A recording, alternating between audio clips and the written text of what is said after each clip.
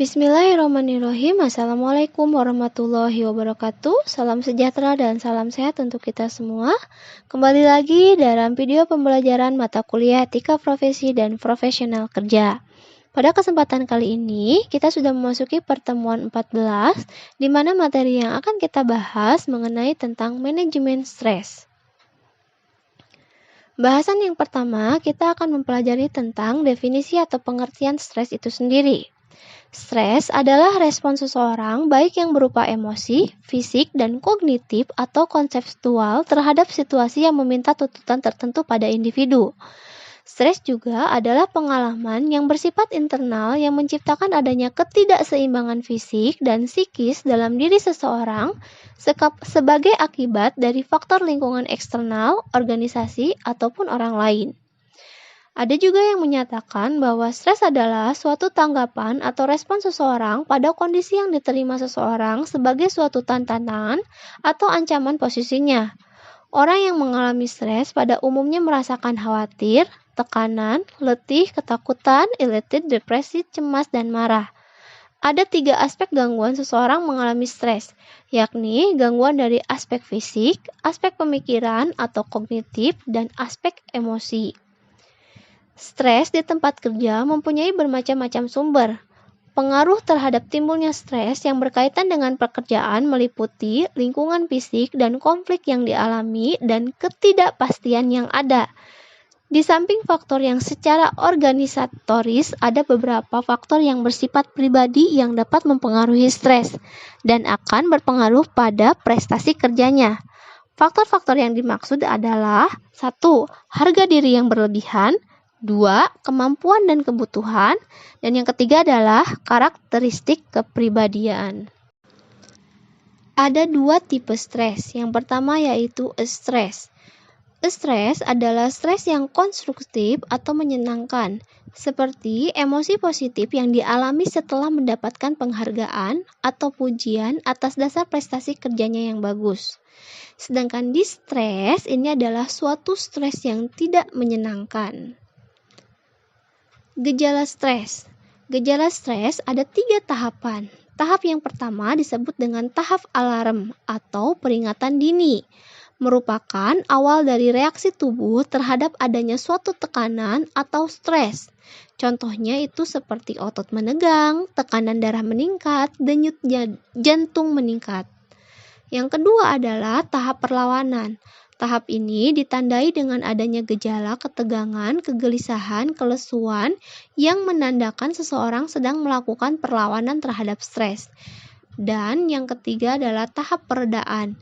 Ditandai dengan runtuhnya tingkat perlawanan, muncul berbagai penyakit seperti tekanan darah tinggi, jantung koroner, penyakit gula, dan lain sebagainya. Ada 2 cara dalam mengelola stres kerja. Yang pertama, pendekatan secara individual.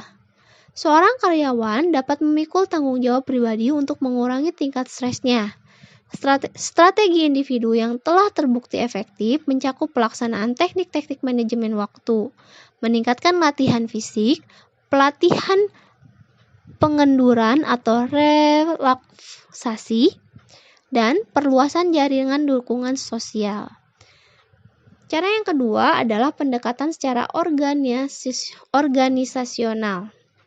Beberapa faktor yang menyebabkan stres, terutama tuntutan tugas dan peran serta struktur organisasi, telah dikendalikan oleh manajemen.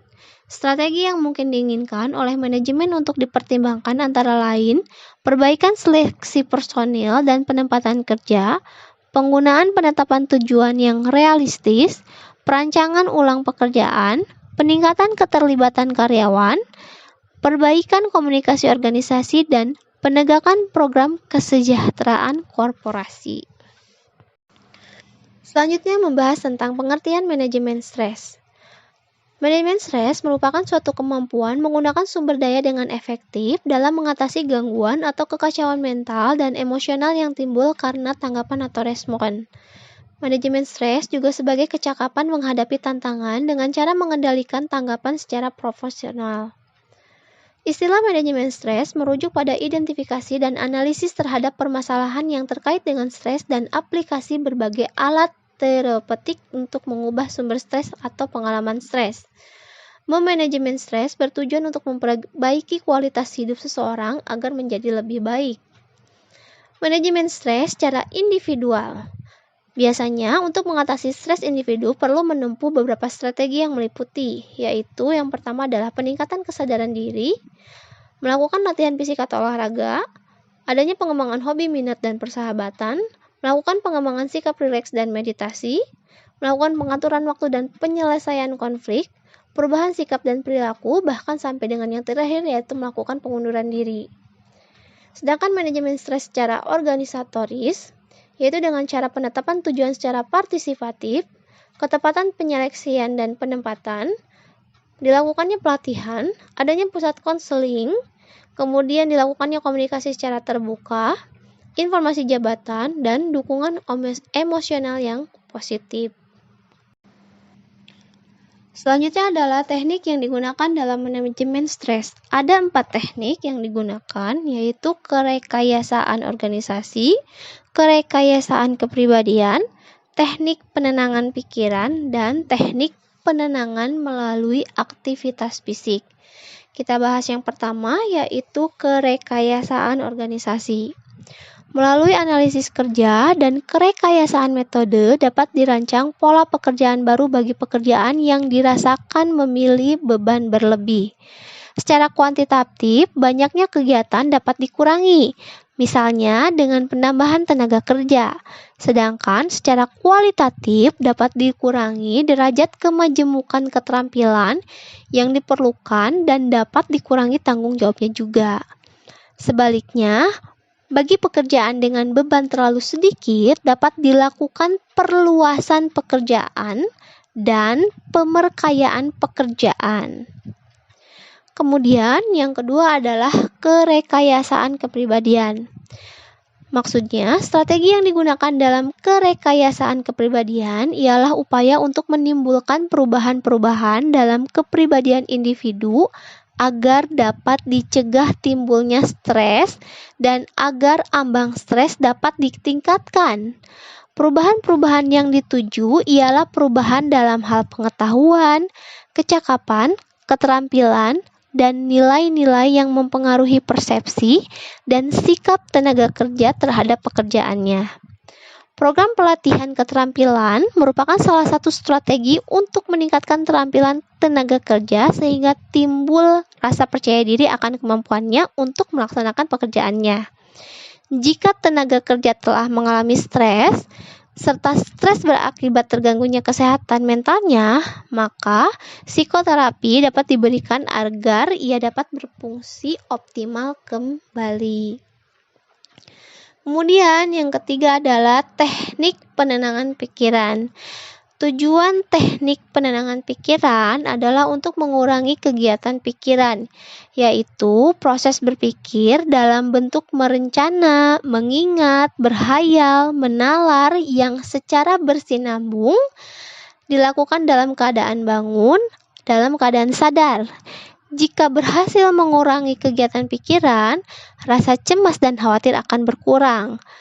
Kesigapan umum untuk beraksi akan berkurang sehingga pikiran menjadi tenang dan stres pun berkurang.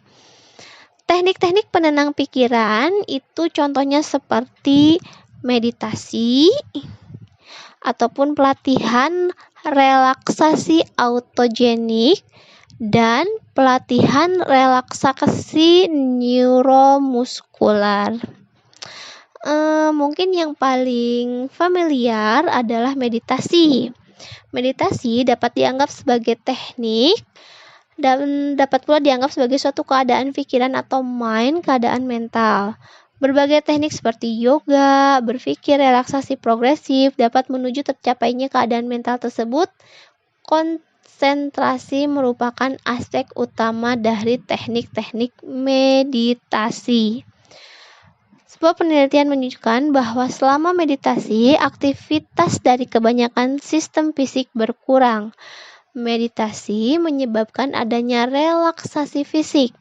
Pada saat yang sama, Meditator mengendalikan secara penuh penghayatannya dan mengendalikan emosi, perasaan, dan ingatan. Pikiran menjadi tenang, serta badan berada dalam keseimbangan. Teknik yang terakhir yaitu teknik penenangan melalui aktivitas fisik. Tujuan utama penggunaan teknik penenangan melalui aktivitas fisik adalah untuk menghamburkan atau menggunakan sampai habis hasil-hasil stres yang diproduksi oleh ketakutan dan ancaman, atau yang mengubah sistem hormon dan saraf ke dalam sikap mempertahankan. Dapat dilakukan aktivitas fisik sebelum dan sesudah stres. Contohnya adalah aktivitas yang sesuai dalam hal ini seperti latihan keseluruhan badan seperti berenang, lari, menari, bersepeda, ataupun olahraga lain selama kurang lebih 1 jam. Latihan fisik dapat paling baik manfaatnya jika dilakukan dalam beberapa jam setelah timbulnya stres. Tetapi setiap saat dalam 24 jam masih akan tetap dapat menolong. Aktivitas fisik juga dapat dilakukan sebelum stres timbul. Aktivitas fisik memiliki sikap preventif atau penghindaran atau pencegahan. Selama melakukan aktivitas fisik, seluruh sistem badan dirangsang untuk beraksi dan bergerak. Setelah kegiatan, sistem-sistemnya memantul dengan cara makin melambat atau by slowing down. Dengan demikian mendorong ke relaksasi dan ketenangan. Nah, itu tadi adalah 4 teknik dalam manajemen stres. Untuk pembahasan pada pertemuan 14, alhamdulillah sudah selesai. Terima kasih atas segala bentuk perhatiannya. Untuk video pembelajaran etika profesi dan profesional kerja, saya cukupkan sampai di sini.